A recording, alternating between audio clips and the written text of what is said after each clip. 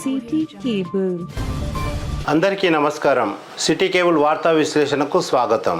ఈరోజు వాట్సాప్లో మరియు డిస్ట్రిక్ట్ పేపర్లలో ఉన్నటువంటి కొన్ని ముఖ్యమైన వార్తలు ఏమేమి ఉన్నాయో చూద్దాం. వికారాబాద్ ప్రింట్ మీడియా డిపిఆర్ఓ పంపించిన వార్తలు ఏమేమి ఉన్నాయంటే, పరిగిలో నిర్వహించే ఇస్తేమా కార్యక్రమానికి డిసెంబర్ 30లోగా అన్ని ఏర్పాట్లు చేపట్టాలని జిల్లా కలెక్టర్ సి నారాయణ రెడ్డి అధికారులను ఆదేశించారు. జనవరి 6 నుండి 8వ తేదీ వరకు 3 రోజుల పాటు నిర్వహించే ఇస్తేమా కార్యక్రమానికి సంబంధించిన ఏర్పాట్లను ముస్లిం మత పెద్దలు అధికారులతో కలిసి క్షేత్రస్థాయిలో పరిశీలించారు. ఈ సందర్భంగా కలెక్టర్ మాట్లాడుతూ అధికారులు మత పెద్దలు సమన్వయంతో పనిచేస్తూ ఇస్తేమా కార్యక్రమాన్ని విజయవంతం చేయాలని కోరారు. ఇస్తేమా కార్యక్రమానికి లక్షలాది మంది హాజరవుతున్న నేపథ్యంలో డివైడర్లతో కూడిన విస్తీర్ణమైన రోడ్లను ఏర్పాటు చేయాలని అన్నారు. ట్రాఫిక్ అంతరాయం కలగకుండా పార్కింగ్ స్థలాలను గుర్తించాలని పోలీస్ అధికారులను కలెక్టర్ ఆదేశించారు. ఇస్తమా కార్యక్రమం విజయవంతం దిశగా అధికారులందరూ సమన్వయంతో పనిచేయాలని కలెక్టర్ అధికారులకు సూచించారు. మంచినీరు సమృద్ధిగా ఉండేలా చర్యలు తీసుకోవాలని మిషన్ భగీరథ అధికారులకు కలెక్టర్ తెలిపారు. విద్యుత్ అంతరాయం లేకుండా తగినన్ని ట్రాన్స్ఫార్మర్లను ఏర్పాటు చేసేందుకు చర్యలు తీసుకోవాలని సూచించారు. పారిశుద్ధ్య పనుల విషయంలో పెద్ద మొత్తంలో సిబ్బందిని ఏర్పాటు చేసి ఎప్పటికప్పుడు పరిసరాలను పరిశుభ్రంగా ఉంచేలా జాగ్రత్తలు తీసుకోవాలని కోరారు. ఈ కార్యక్రమంలో RDO Vijay Kumar, DMWO Sudharani, DPO Tarun Kumar, mission Bhagiratha EE Srinivas Babu, tahsildar Anand Kumar, municipal commissioner Srinivasan, Parigi DSP Karuna Sagar Reddy, వివిధ శాఖల అధికారులు, ముస్లిం మత పెద్దలు తదితరులు పాల్గొన్నారు. ఇస్తేమా కార్యక్రమం పరిగి లోపల నిర్వహిస్తున్నారు. ఈ నెల డిసెంబర్ 30 లోపల అన్ని ఏర్పాటు చేయాలని కలెక్టర్ సూచించారు. జనవరి 6 నుండి 8వ తేదీ మధ్యలో ఇస్తేమా కార్యక్రమం పెద్ద ఎత్తున జరుగుతుంది కనుక ఈ కార్యక్రమానికి సంబంధించి విద్యుత్, పారిశుద్ధ మరియు మిషన్ భగీరథ తదితర అధికారులతో అందరూ కూడా సమన్వయంతో పనిచేసి కార్యక్రమాన్ని విజయవంతం చేయాలని కలెక్టర్ అధికారులను ఆదేశించారు. ఈ రోజు కలెక్టర్ పరిగికి వెళ్ళి పరిశీలిస్తున్నాడు అనమాట. ముస్లిం మత పెద్దలు కూడా ఉన్నారు. అందరితోటి కలిసి సమావేశం కూడా ఏర్పాటు చేసినారు. ఏం చర్యలు తీసుకోవాలి అనే విషయాలను చర్చించారు. అదేవిధంగా ఇంకొక వార్తను పరిశీలించినట్టయితే అంతర్జాతీయ దివ్యాంగుల దినోత్సవాన్ని అనగా డిసెంబర్ 3 పురస్కరించుకొని మహిళా శిశు దివ్యాంగుల మరియు వయోవృద్ధుల సంక్షేమ శాఖ ఆధ్వర్యంలో వికారాబాద్ జిల్లాలోని దివ్యాంగులకు జిల్లా స్థాయి ఆటల పోటీలు వికారాబాద్ జిల్లా కేంద్రంలోని స్థానిక బ్లాక్ గ్రౌండ్లో నిర్వహించడం జరిగింది. ఈరోజు డిసెంబర్ 3వ తేదీకి అంతర్జాతీయ దివ్యాంగుల దినోత్సవం ఉంటుంది. దాని సందర్భంగా ఈరోజు ఆటల పోటీలు జరిగినాయి.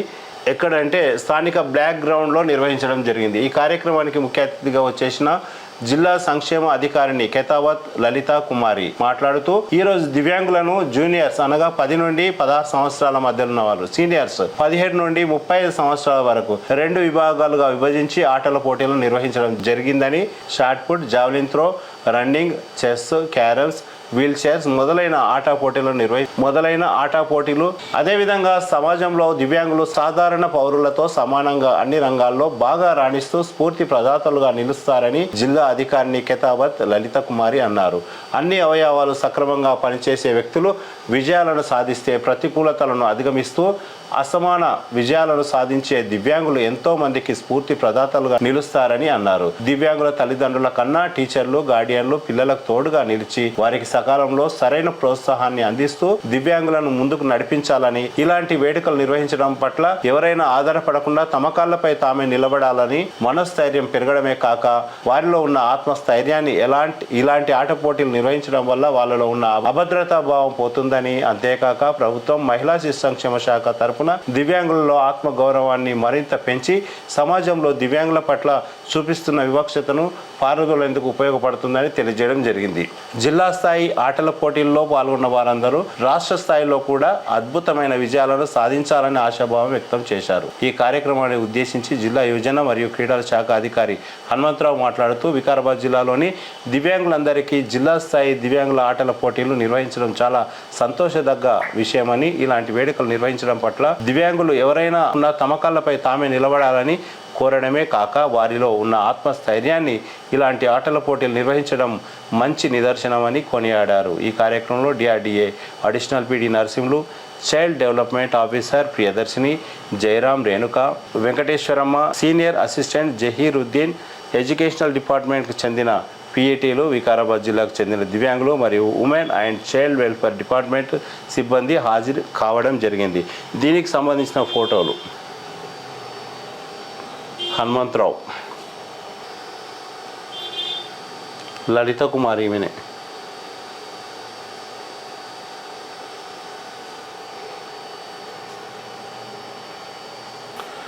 అదేవిధంగా ఇంకొక వార్త వికారాబాద్ డిపిఆర్ఓ నుండి వచ్చిన ఇన్ఫర్మేషన్ ఇది.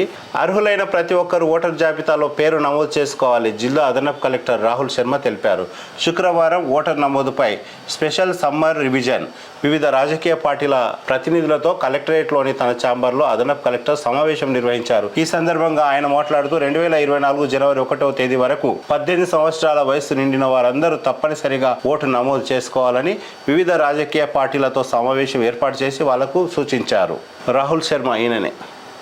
ఇంకొక వార్త, ఈ నెల 23న జిల్లా స్థాయి యోజన ఉత్సవాలు సామూహిక వ్యక్తిగత విభాగాల్లో పోటీలు నిర్వహించడం జరుగుతుందని జిల్లా యోజన మరియు క్రీడల అధికారి హనుమంతరావు ఒక ప్రకటనలో తెలిపారు. వికారాబాద్ జిల్లాలో వేడుకలు నిర్వహించి విజేతలను రాష్ట్ర స్థాయికి పంపించాల్సి ఉంటుందని, ఈ నేపథ్యంలో ఈ నెల 23వ తేదీన అంబేద్కర్ భవన్ వికారాబాద్లో జిల్లా యోజన క్రీడల శాఖ ఆధ్వర్యంలో ఉత్సవాలు నిర్వహించనున్నట్లు ఉదయం 9 గంటల నుండి పోటీలు ప్రారంభం కానుండగా ప్రతిభ చూపిన యువజన కళాకారులను ఎంపిక చేయడం జరుగుతుందని అన్నారు. యువజనోత్సవాల్లో పాల్గొనే క్రీడాకారులు 15 నుండి 29 సంవత్సరాల వయసులోపు ఉండాలి. జిల్లా స్థాయిలో ప్రథమ స్థానం సాధించిన కళాకారులను రాష్ట్ర స్థాయికి కూడా పంపడం జరుగుతుందని తెలిపారు. రాష్ట్ర స్థాయిలో ఎంపికైన కళాకారులను జనవరి 12 నుండి 16వ తేదీ వరకు జరిగే జాతీయ స్థాయి పోటీలకు పంపడం జరుగుతుంది.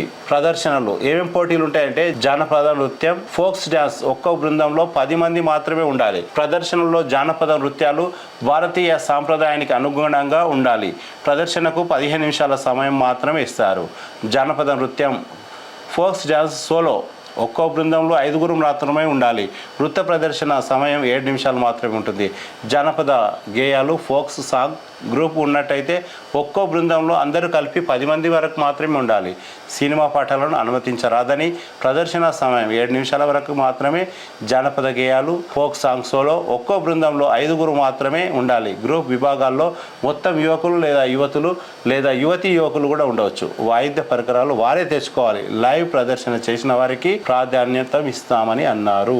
వ్యక్తిగత ప్రదర్శనలు కూడా ఉన్నాయి. వ్యాసరచన పోటీలు ఎంపిక చేసిన అంశంపై ఆంగ్లంలో 60 నిమిషాల్లో రాయాల్సి ఉంటుంది. ఒకసారి ఎంపిక చేసిన అంశం మార్చేందుకు వీలు లేదు. పోస్టర్ మేకింగ్, పెయింటింగ్ చేసేందుకు 90 నిమిషాల సమయం ఇస్తారు. A3 సైజ్ పేపర్ మీద మాత్రమే వేయాలి. పెయింటింగ్ సామాగ్రిని ఎవరైతే పోటీలో పాల్గొంటారో వాళ్ళే తెచ్చుకోవాలి. వక్తృత్వ పోటీలు అభ్యర్థులు లాటరీ ద్వారా ఎంపిక చేసిన అంశంపై ఆంగ్లంలో 3 నిమిషాలు మాట్లాడాలి. ఫోటోగ్రఫీలో పాల్గొనేవారు 2 ఫోటోగ్రాఫ్స్ మొబైల్ కెమెరాతో పాటు ప్రింట్లు తీసుకురావాలి. ఫోటో 1 MBకి తక్కువగా ఉండకుండా 2 MBకి ఎక్కువగా కాకుండా చూడాలి. ప్రగతిశీల్ భారత్, ఆత్మనిర్మల్ భారత్, యోగా, క్రీడలు, శారీరక శ్రమ, ప్రకృతి దృశ్యం వంటి అంశాలలో ఫోటోగ్రఫీ పోటీలు ఉంటాయి. యువక్రీతి యువకులకు దేశంలోని వివిధ ప్రాంతాల హస్తకళలను అర్థం చేసుకునేందుకు, అభినందించేందుకు ప్రత్యేక అవకాశం ఇస్తారు. హస్తకళలు, వస్త్రాలు, వ్యవసాయ ఉత్పత్తుల కేటగిరీలో గరిష్టంగా 2 ఎంపిక చేస్తారు. యువజనోత్సవాల్లో పాల్గొనదలిచిన వారు ఈ నెల 19వ తేదీలోపు వివరాలు అందజేయాలి. పేరు, పుట్టిన తేదీ, వయస్సు, Aadhaar card, address, phone number, ప్రదర్శనల వివరాలు dysovicarabaad@gmail.com. మళ్ళొకసారి dysovicarabaad@gmail.com మెయిల్ చేయాలి. జిల్లా యోజన క్రీడల శాఖ కార్యాలయం నుండి జిల్లా యోజన క్రీడల శాఖ కార్యాలయం IDOC సెకండ్ ఫ్లోర్ మరియు S15లో స్వయంగా కూడా అందజేయచ్చు. వివరాలకు 9676638201 సంప్రదించాలని హనుమంతరావు తెలిపారు. ఎవరైనా డ్యాన్స్, జానపదం కానీ, వ్యాసరచన పోటీలు కానీ, సామూహికంగా ఉండేటటువంటి పోటీలు కానీ ఎవరైనా పాల్గొనదలిస్తే వాళ్ళకు మెయిల్ చేసి ఈ నెల 19వ తేదీ లోపల వివరాలు అక్కడ జిల్లా అధికారికి హనుమంతరావు సార్కు అందిస్తే జిల్లా స్థాయిలో సెలెక్ట్ అయిన వాళ్ళు రాష్ట్ర స్థాయిలో కూడా వెళ్ళే విధంగా చూస్తామని హనుమంతరావు తెలిపారు. అదేవిధంగా ఇంకొక వార్త, పత్తి పంట సాగు వివరాలు ఆన్లైన్లో నమోదు కాని పక్షంలో వ్యవసాయ విస్తరణ అధికారి ఏఈఓ ధృవీకరణ పత్రం ద్వారా పత్తి కొనుగోలు చేపట్టాలని జిల్లా కలెక్టర్ సి నారాయణ రెడ్డి ఒక ప్రకటనలో తెలిపారు. రైతుల పంటల వివరాలు ఆన్లైన్లో లేనట్లయితే రైతు పట్టా పాస్ పుస్తకం ఆధార్ కార్డు వివరాలతో వ్యవసాయ విస్తరణ అధికారిని సంప్రదించాలని కలెక్టర్ తెలిపారు. రెవెన్యూ ఇన్స్పెక్టర్, వ్యవసాయ విస్తరణ అధికారి సంయుక్తంగా పంట పొలాలను పరిశీలించి ధృవీకరణ ఇవ్వడం జరుగుతుందని కలెక్టర్ తెలిపారు. ధృవీకరణ పత్రాన్ని పరిగణలోకి తీసుకొని జిన్నింగ్ మిల్ వద్ద సిసిఐ వారు పంట కొనుగోలు చేయాలని కలెక్టర్ తెలిపారు. ఈ నిబంధనలు అర్హులైన పోడు మరియు కౌలు రైతులకు వర్తిస్తుందని కలెక్టర్ తెలిపారు.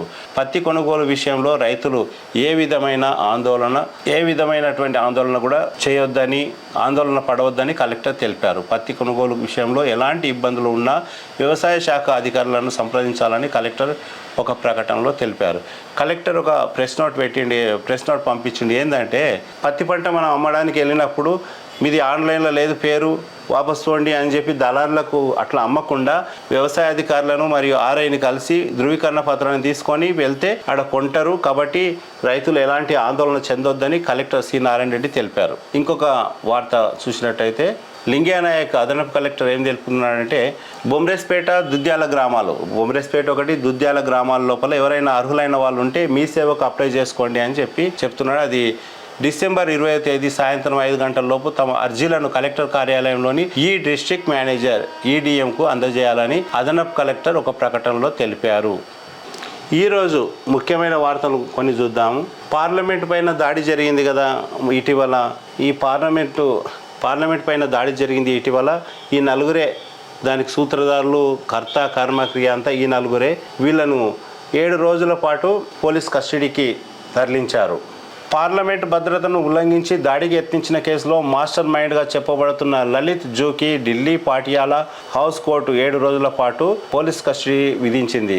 ఢిల్లీ పోలీసులు 15 రోజులు కస్టడీ కోరగా కోర్టు 7 రోజులకు పరిమితం చేసింది. ఈ దాడి ఘటనలో ఇప్పటికే 5గురిని అరెస్ట్ చేశారు. అయితే పరారీలో ఉన్న లలిత్ జూ గురువారం పోలీసులకు లొంగిపోయాడు. ఈ కేసులో పార్లమెంట్ లోపల ఘటనకు పాల్పడిన సాగర్ శర్మ, మనోరంజన్తో పాటు వెలుపల నీలం దేశీ, అమోల్ పాండేను అరెస్ట్ చేశారు. భద్రతా ఉల్లంఘనలకు పాల్పడిన 4 నిందితులను గురువారం 7 రోజుల పాటు కస్టడీ విధించింది. వీరిపై ఉగ్రవాద వ్యతిరేక చట్టం USPA కింద అభియోగాలు నమోదు చేసింది. మరో నిందితుడు విశాల్ శర్మ అలియాస్ విక్కీని గురుగ్రామ్లోని అతని ఇంటిలోనే పోలీసులు అరెస్ట్ చేసిందట. అయితే వీళ్ళు ఎందుకు అసలు దాడి చేశారంటే ఇక్కడ డీటెయిల్గా ఇచ్చారు. విప్లవ భావజాలం కలిగిన వీరంతా దేశం దృష్టిని ఆకర్షించేందుకు ఈ ఘటనకు పాల్పడినట్లు తెలిసింది. దీంతో పాటు ఒకవేళ ప్లాన్ ఏ విఫలమైతే ప్లాన్ బికు పాల్పడేందుకు కూడా ప్రధాన సూత్రధారి లలిత్ జూ కుట్ర పన్నినట్లు విచారణలో తేలింది. రైతులు నిరసన, మణిపూర్ అంశం, నిరుద్యోగం వంటి సమస్యలతో కలత చెందడంతోనే ఈ దాడికి పాల్పడినట్లు వాళ్ళు తెలిపారు. రేవంత్ రెడ్డి ఒక విషయాన్ని తెలుపుతున్నాడు పత్రికాముఖంగా. ఈరోజు ఒక మంచి డిసిజన్ తీసుకున్నాడు రేవంత్ రెడ్డి. ఏంటంటే నా కోసం ట్రాఫిక్ను ఆపొద్దు, పోలీసులకు సీఎం రేవంత్ రెడ్డి ఆదేశాలు. రేవంత్ రెడ్డి పోలీసులకు ఒక ఆదేశాన్ని జారీ చేశారు. ఏంటంటే నా కోసం ట్రాఫిక్ను ఆపొద్దు, పోలీసులకు సీఎం రేవంత్ రెడ్డి ఆదేశాలు. తెలంగాణ ముఖ్యమంత్రి రేవంత్ రెడ్డి శుక్రవారం ఓ కీలక నిర్ణయం తీసుకున్నారు. తన కోసం, తన కాన్వాయ్ కోసం ట్రాఫిక్ను ఆపొద్దని, వాహనదారులకు ఇబ్బంది కలిగించవద్దని పోలీసులకు మౌఖిక ఆదేశాలు జారీ చేశారు ముఖ్యమంత్రి. తన కాన్వాయ్ వెళ్తున్నప్పుడు ఎవరికి కూడా ఇబ్బంది కాకుండా ఉండాలని, అలాగే సాధారణ ట్రాఫిక్లోనే తన కాన్వాయ్ను అనుమతించాలని ఆదేశించారు. ప్రజలతో పాటే తన కాన్వాయ్ ఉండేలా చూడాలని సీఎం రేవంత్ రెడ్డి నిర్ణయించుకున్నారు. ట్రాఫిక్ ఇబ్బందులు లేకుండానే తన కాన్వాయ్ను తీసుకుని వెళ్లేలా ఏర్పాటు చేయాలని అధికారులను ఆదేశించారు. ఈ విషయంలో సాధ్యాసాధ్యాలను పరిశీలిస్తామని సీఎంతో పాటు మంత్రులు, ఇతర రాజకీయ ప్రముఖుల పర్యటనల సమయంలో ట్రాఫిక్ నిలిపివేత గురించి తెలిసిందే. ప్రత్యేకించి హైదరాబాద్లో అది మరీ నరకంగా ఉంటుంది. ఈ నేపథ్యంలో సీఎం రేవంత్ రెడ్డి తీసుకున్న తాజా నిర్ణయంపై ప్రజలు చాలా సంతోషం వ్యక్తం చేస్తున్నారు. ఎందుకంటే కాన్వాయ్ వద్దని అంటున్నారు. సాధారణ జనాలు ఏ విధంగా వెళ్తున్నారో నేను కూడా అట్లే వెళ్తా, నా కోసం కాన్వాయ్ని ఆపొద్దు, పబ్లిక్ ఇబ్బంది పెట్టొద్దు అని. ఎందుకంటే అంబులెన్సులు ఉన్నా కానీ, ఇంతకుముందు ఉన్న సీఎంలు అంబులెన్స్ ఉన్నా కానీ కాన్వాయ్ పోతున్నారంటే ఆగాల్సిందే. అట్లాంటి నిర్ణయం లేకుండా మంచి నిర్ణయం తీసుకున్నాడు. ఆయనతో పాటు మంత్రులు, ముఖ్యమైన అధికారులను కూడా, అలాగే పాటించాలని కూడా కోరిండు. ఇంకొక వార్త పరిశీలించినట్లయితే ధర్నా చౌక్లో ఎవరైనా ఆందోళన చేయొచ్చు, రోడ్లు మూసివేసే ప్రసక్తే లేదు.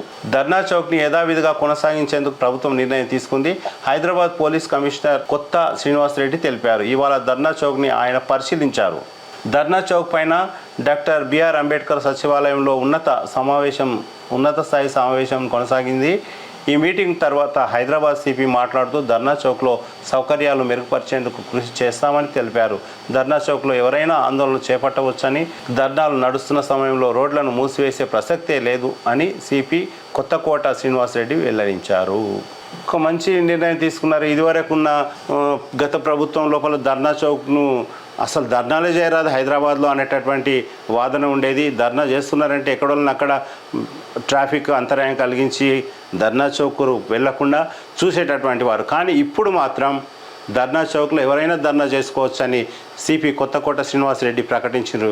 ఈ 2-3 రోజులలో మంచి పథకాలు ప్రవేశపెడుతున్నారు. మంచి ఆలోచనలు వస్తున్నాయి ప్రభుత్వానికి. మనం ఇదంతా చూసి హర్షించదగ్గ విషయం అని చెప్పుకోవచ్చు. రైళ్లలో వెయిటింగ్ లిస్టుకు ఇక చెక్. అందుకు భారతీయ రైల్వేస్ ఏం చెప్తున్నాయో చూద్దాం ఒకసారి.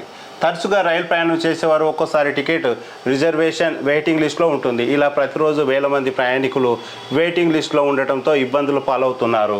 ఈ పరిస్థితికి చెక్ పెట్టేందుకు భారతీయ రైల్వే ప్రణాళికలు సిద్ధం చేస్తున్నాయి. పెరుగుతున్న ప్రయాణికుల రద్దీకి అనుగుణంగా వచ్చే 15 ఏళ్లలో 1,00,000 కోట్ల విలువైన కొత్త రైళ్లు కొనుగోలు చేయాలని భారతీయ రైల్వే నిర్ణయించింది. కేంద్ర రైల్వే శాఖ మంత్రి అశ్విని వైష్ణవ్ తెలిపారు. ప్రస్తుత పాత రైళ్ల స్థానంలో కొత్తగా దాదాపు 7-8 వేల రైళ్లు కొనుగోలు చేసేందుకు 4-5 ఏళ్లలో టెండర్లు పిలుస్తామని తెలిపారు. రోజు పెరుగుతున్న ప్రయాణికుల రద్దీకి అనుగుణంగా రైళ్లు అందుబాటులోకి తేవాలని రైల్వే శాఖ అందుకోసం రైళ్ల సంఖ్య పెంచడంతో పాటు ట్రాఫిక్లు భద్రతాపరమైన టెక్నాలజీని మెరుగుపరుస్తామని ప్రస్తుతం దేశవ్యాప్తంగా 10,754 ట్రిప్పుల రైలు ప్రయాణాలు సాగుతున్నాయి. వెయిటింగ్ లిస్ట్ తగ్గించడానికి రోజు 3,000 ట్రిప్పులు పెంచాలని యోచిస్తున్నారు.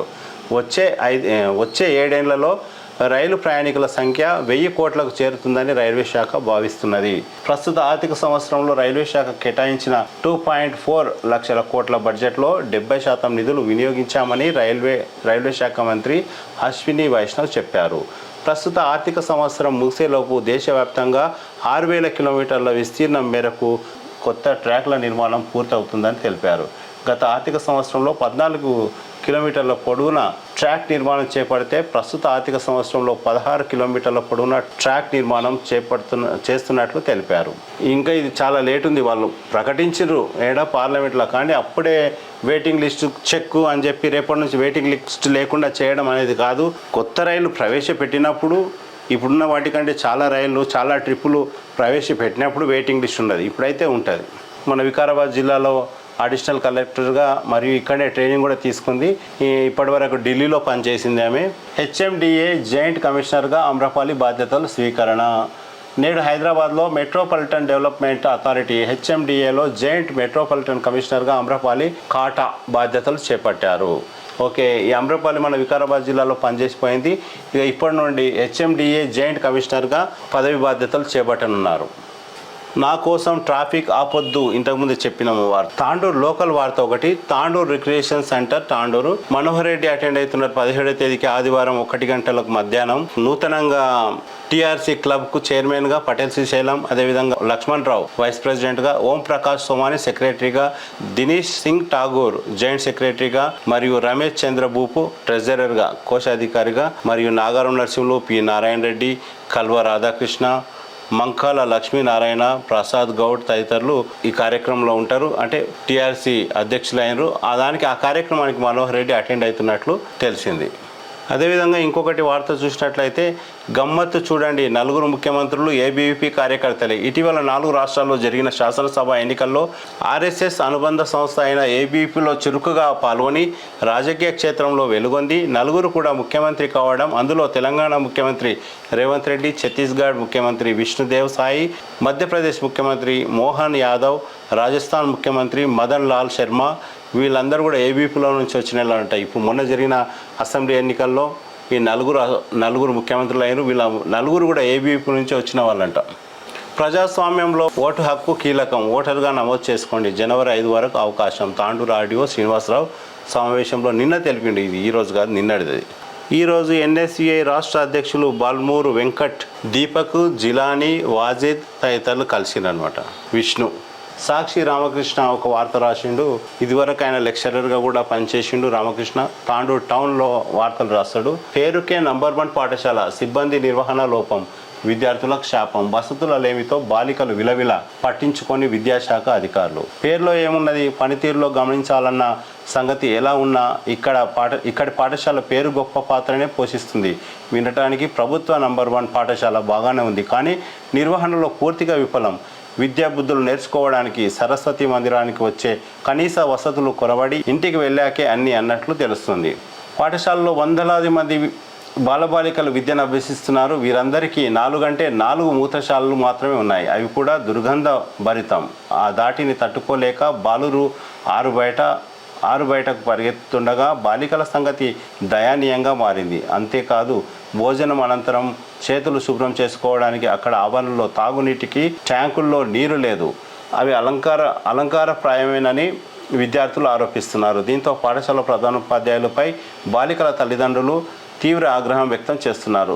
చెప్పుకోవడానికి వీలు కాని ఇలాంటి విషయాలు తమలోనే దాచుకొని పిల్లలు నరకయాతన పడుతూ ఉన్నారని మండిపడుతున్నారు. పరిస్థితి ఇలాగే కొనసాగితే వారు వ్యాధుల బారిన పడతారని ఆవేదన వ్యక్తం చేస్తున్నారు. కనీస సౌకర్యాలు కల్పించని పాఠశాల ఎందుకని ప్రశ్నిస్తున్నారు.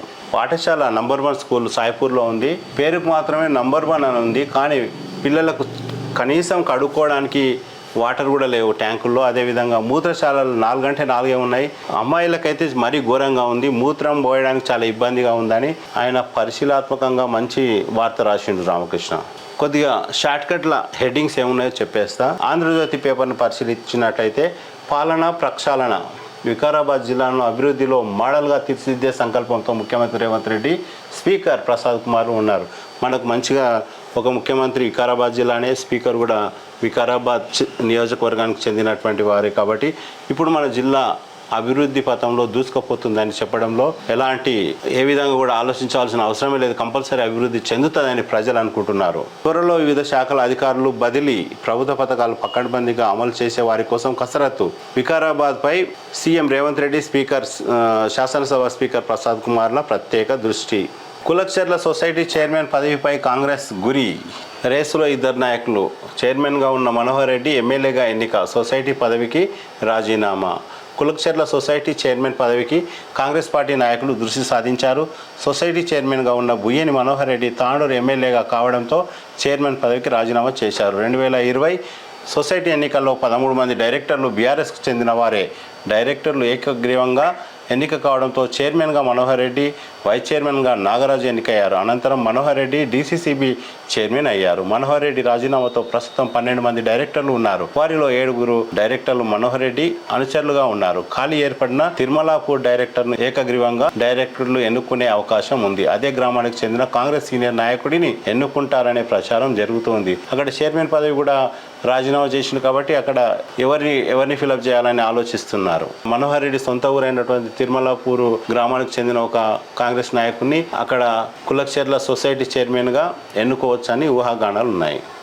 అదేవిధంగా రాష్ట్ర రెవెన్యూ మంత్రిని కలిసిన ఎమ్మెల్యే మనోహర్ రెడ్డి మరియు దారా సింగ్ తదితరులు పొంగులేటి శ్రీనివాస్ రెడ్డిని కలిసిండ్రన్నట్టు. గురువారం రాష్ట్ర రెవెన్యూ శాఖ మంత్రి పొంగులేటి శ్రీనివాస్ రెడ్డిని దారాసింగ్ మరియు మనోహర్ రెడ్డి కలిసి మన తాండూరు అభివృద్ధి చెందే విధంగా చొరవ చూపాలని ఆయనను కోరారు. తాండూరు ప్రజలకు పూర్తి సమయం కేటాయిస్తా. మాజీ మంత్రి MLC doctor P Mahender Reddy నిన్న తన నివాసంలో ఏర్పాటు చేసిన విలేకరుల సమావేశంలో తాండూరు ప్రజలకు పూర్తి సమయం కేటాయిస్తా అని అన్నాడు. అదేవిధంగా ఈ నెల అనగా 17వ తేదీకి అయ్యప్ప స్వామి ఆలయంలో అయ్యప్ప పడి పూజ నిర్వహిస్తున్నట్లు తెలిపారు. ఈ కార్యక్రమంలో కూడా అందరూ పాల్గొని మంచిగా అయ్యప్ప స్వామి పడి పూజను విజయవంతం చేయాలని కోరారు. ఆంధ్రప్రభ పేపర్ను చూసినట్టయితే సౌమ్యునికి అందలం. సౌమ్యుడు మన అందరితోటి కలిసిపోయే వ్యక్తి, సౌమ్యుడుగా ఉంటాడు కాబట్టి సౌమ్యునికి అందలం అనగా స్పీకర్ పదవి ఇచ్చింది కాబట్టి ప్రధానంగా ఈ ఆంధ్రప్రభలో ఈ వార్త వచ్చింది. గడ్డం ప్రసాద్ కుమార్కు పట్టాభిషేకం. ఎంపీటీసీ నుండి స్పీకర్ వరకు ఉమ్మడి జిల్లాకు తొలిసారి స్పీకర్ పదవి. వికారాబాద్ జిల్లా లోపల మొట్టమొదటిసారి మన వికారాబాద్ నియోజకవర్గానికి చెందినటువంటి, అదేవిధంగా తాండూరుతో అనుబంధం ఉండి వెల్కటూరు గ్రామంలో పుట్టినటువంటి మన ప్రసాద్ కుమార్, మన ఈ తాండూరులో మంచి సంబంధాలు ఉన్నాయి. ఇలాంటి వ్యక్తి స్పీకర్ కావడం మన అదృష్టం అనుకోవచ్చు. ఉమ్మడి జిల్లాకు తొలిసారి స్పీకర్ పదవి వచ్చింది అని ఆంధ్రప్రభలో బాగా రాశాడు వార్త. కొత్త స్పీకర్తో పాత జ్ఞాపకాలు నెమరు వేసుకుంటున్న సభ్యులు. అపూర్వ స్నేహితులమన్న చెవెళ్ళ ఎమ్మెల్యే కాళే యాదయ్య. ఎంత ఎదిగినా ఒదిగిపోయే లక్షణం, ఎదుటి వారిని మర్యాదగా పిలిచే తత్వం, అందరితో కలుపుగోలుగా ఉండే నైజం ఆయన సొంతం. కష్టపడి మెట్టు ఎక్కి ఉన్నత పదవిని అధిరోహించడం గడ్డం ప్రసాద్ కుమార్పై ప్రశంసల జల్లు కురుస్తోంది. ఉమ్మడి రంగారెడ్డి జిల్లాకు మొట్టమొదటిసారిగా శాసనసభ స్పీకర్ పదవి లభించడం, ఆ పదవి సౌమ్యునిగా పేరున్న గడ్డం ప్రసాద్ వరించడం పట్ల హర్షం వ్యక్తం అవుతుంది. సీఎం యనుమల రేవంత్ రెడ్డికి అత్యంత సన్నిహితుడుగా ఉండడం, కలుపుకొని పోయే వ్యక్తిగా పేరు ఉండడంతో కీలక పదవి వరించింది. శాసనసభ స్పీకర్గా ఏకగ్రీవంగా ఎన్నిక కావడంతో అధికార పక్షంతో పాటు ప్రతిపక్ష సభ్యులు కూడా హర్షం వ్యక్తం చేశారు. నియోజకవర్గ ప్రజలకు అందుబాటులో ఉంటా మాజీ మంత్రి మహేందర్ రెడ్డి. ఇంకొక వార్త, ఎవరికైతే రైతు బంధు రాలేదో వాళ్ళు మళ్ళీ కూడా దరఖాస్తు చేసుకోవచ్చు. ఈ మధ్యనే కొత్త పాస్బుక్లు వచ్చిన వారు కానీ కొత్తగా భూమి కొన్నవారు కూడా రైతు బంధుకు దరఖాస్తు చేసుకోవచ్చు. వ్యవసాయ అధికారి దగ్గరికి వెళ్ళి అప్లికేషన్ పెట్టుకోవాలని సూచిస్తున్నారు. తాండూరు మండలం మల్కాపూర్ గ్రామానికి చెందిన మేతరి బిచ్చప్ప మృతి చెందాడు. ఈ విషయాన్ని ఆర్సీ గౌడ్ యువసేన సభ్యుల ద్వారా తెలుసుకున్న ఆర్సీ గౌడ్ 5,000 అంత్యక్రియలకు ఆర్థిక సహాయం చేశారు. ఈ కార్యక్రమంలో గ్రామ పెద్దలు తదితరులు పాల్గొన్నారు. ఈ మల్కాపూర్ లోపల ఎవరైనా చనిపోతే 5,000 ఇస్తాడు. ఎవరు? మన ఆర్సీ గౌడ్, బీఆర్ఎస్ నాయకులు. ఎవరు చనిపోయినా పర్లేదు, వాళ్ళ ఇంటికి 5,000 ముడతాయి. ఈ విధంగా చాలా రోజుల నుంచి ఆర్సీ గౌడ్ సేవలు అందిస్తున్నారు. గ్రేట్. ఆంధ్రప్రభ ఎఫెక్ట్. నారాయణకు మరో నోటీసు. 48 గంటల్లో వివరణకు ఆదేశం. గుర్తింపు రద్దుకు సిఫార్సు చేస్తాం. నోటీసులో విద్యాశాఖ వెల్లడి. అధిక ఫీజులపై ఎంఈఓ విచారణ. తాండూరులోని నారాయణ పాఠశాలకు గురువారం విద్యాశాఖ మరో నోటీసు జారీ చేసింది. అనుమతి లేకుండా ఉన్నత తరగతులు నడపడం పట్ల విద్యాశాఖ సీరియస్ అయింది. నారాయణ గుట్టురట్టు అనే శీర్షికతో ఆంధ్రప్రభలో కథనం ప్రచురితమైంది. ఈ విషయం తెలిసిందే. అయితే ఈ కథనంపై విద్యాశాఖ నోటీసులు జారీ చేసింది. తాండూరు మండల విద్యాధికారి ఎంఈఓ వెంకటయ్య గౌడ్ తాండూరు పట్టణంలోని నారాయణ పాఠశాలకు నోటీసులు అందించారు. నారాయణ పాఠశాలకు కేవలం 7వ తరగతి వరకు మాత్రమే అనుమతి ఉంది. ఈ విషయాన్ని కప్పిపుచ్చి పాఠశాల యాజమాన్యం 10వ తరగతి వరకు ప్రవేశాలు ఇవ్వడంతో పాటు తరగతులు కొనసాగిస్తోంది.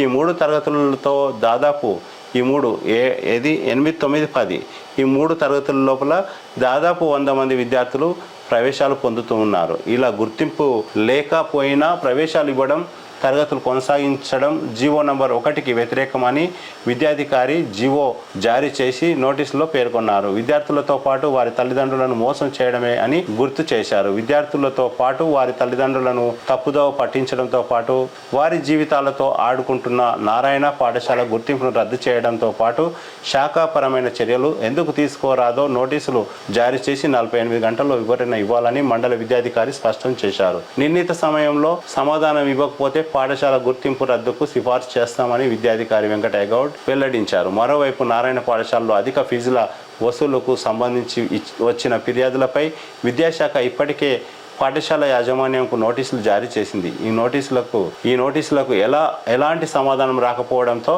గురువారం మండల విద్యాధికారి వెంకటయ్య పాఠశాలకు వెళ్లి తనిఖీలు చేశారు. ఫిర్యాదు చేసిన తల్లిదండ్రుల నుండి స్టేట్మెంట్ రికార్డ్ చేశారు. నివేదికను ఉన్నతాధికారులకు అందిస్తామని తెలిపారు.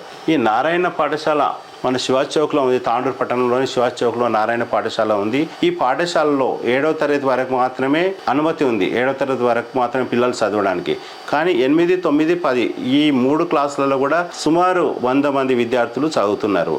అయితే వీళ్ళు 10వ తరగతి వరకు పర్మిషన్ ఉన్నదని చెప్పినారు. కానీ అక్కడ 10వ తరగతి వరకు పర్మిషన్ లేదు. 7వ తరగతి వరకు మాత్రమే పర్మిషన్ ఉంది. కానీ వీళ్ళు ఏం చేసినారు, 7, 8, 9 అడ్మిషన్లు తీసుకున్నారు, స్కూల్ నడిపిస్తున్నారు. ఇంకో విషయం ఏంటంటే అధికమైన ఫీజులు. తాండూరు లోపల మన తాండూరు నియోజకవర్గంలో ఇలాంటి ఫీజులు అంత పెద్ద ఎత్తున ఫీజులు ఉన్నాయి. ఆ ఫీజుల కోసం టార్చర్ చేయడం, ప్రిన్సిపల్ బాగా టార్చర్ చేసిందని వినికిడి. ఇవన్నీ వచ్చే వరకు న్యాయవాది కృష్ణ ఎంఈఓ వెంకటయ్య ఫిర్యాదు చేసిండు. ఈ అధిక ఫీజుల పైన ఫిర్యాదు చేసిండు. కానీ ఎంక్వైరీలో తేలింది ఏంటంటే 8, 9, 10వ తరగతికి అనుమతి లేదని తెలిసింది. ఈ పాఠశాలను సీజ్ చేయడంలో సీజ్ చేయాలి, అసలు రెస్పెక్ట్ లేకుండా తమ ఇష్టానుసారంగా నడిపిస్తున్నారు. ఇట్లాంటి పాఠశాలను ఉంచకూడదని ప్రజలు కోరుకుంటున్నారు. ఇంకొక విషయం ఏంటంటే 10వ తరగతి పిల్లలు పాస్ అయినట్లయితే 8 కానీ 9 కానీ 10వ తరగతి కానీ ఈ 3 తరగతిలో ఎవరైనా పాస్ అయిపోయిన తర్వాత టీసీ అడిగితే వికారాబాద్ పాఠశాల ఇస్తున్నారు. వాళ్ళు అడ్రస్ అక్కడ తీస్తున్నారు, ఇక్కడ తీస్తలేరు, శివాజీ చౌక్ తీస్తలేరు. ఎందుకంటే 8, 9, 10కి ఇక్కడ అనుమతి లేదు కనుక. ఇంకొకటి అనుమతి రాదు కూడా అని అంటున్నారు, వాళ్ళ పాఠశాల వాళ్ళే అంటున్నారు అనుమతి రాదు అని. కరాచీ బేకరీ గోడౌన్లో గ్యాస్ సిలిండర్ పేలి మంటలు, 15 మంది కార్మికులకు తీవ్ర గాయాలు. కరాచీ బేకరీ ప్రమాదంపై సీఎం రేవంత్ రెడ్డి దిగ్భ్రాంతి. ఔటర్ రింగ్ రోడ్పై ప్రమాదం, లారీని డీసీఎం వ్యాన్ ఢీ కొట్టడంతో బోల్తా కొట్టిన వాహనాలు. రోడ్డు ప్రమాదంలో యువకుడి మృతి, 3కి తీవ్ర గాయాలు. మళ్ళీ ఓటర్ల సవరణ. ఇంతింతై వటుడింతై. ఎంపీటీసీ నుండి శాసనసభాపతి స్పీకర్ వరకు ఎదిగిన గడ్డం ప్రసాద్ గురించి బాగా రాశాడు వికారాబాద్ ఆంధ్రప్రభ విలేకరి. నేటితో ఈ విశ్లేషణ ముగిద్దాం. అంతవరకు సెలవు, నమస్కారం. City Cable.